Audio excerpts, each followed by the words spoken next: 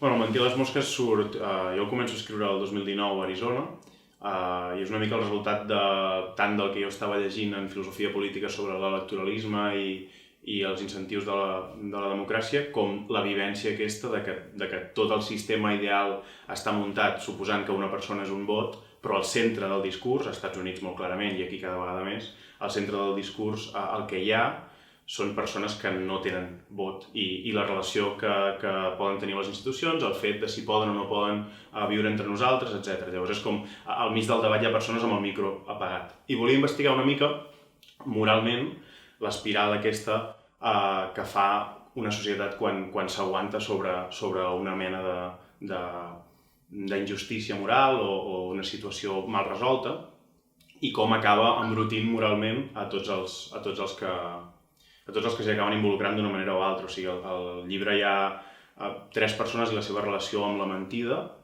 i totes parteixen d'aquest punt. De fet, la mentida vaig pensar que era interessant perquè sempre és la primera de la fila dels pecats, la primera que acudeix per apedaçar societats esquinçades, diguem-ne, no? Llavors tot el llibre va molt de la mentida. I és cert que per fer-ho doncs, vaig plantejar una situació policíaca perquè així les apostes són altes, diguem-ne, en una situació policíaca, però a mi m'interessava trencar el pacte de la novel·la policíaca, perquè el pacte de la novel·la policíaca és que les preguntes morals es deixen de banda, no? Es congela tot debat sobre la culpa, sobre el càstig, es congela i el que apareix és un personatge extern que no s'hi juga res, no? Que és el detectiu i que la mort la veu com un pretext i tot el que et dona és un trencaclosques i la satisfacció d'un trencaclosques ben resolt. I a mi m'interessava justament estripar aquest pacte i fer tot el contrari i centrar-me en la pregunta moral molt més que en el misteri. O sigui, sí, molt més que en l'enigma, diguem-ne.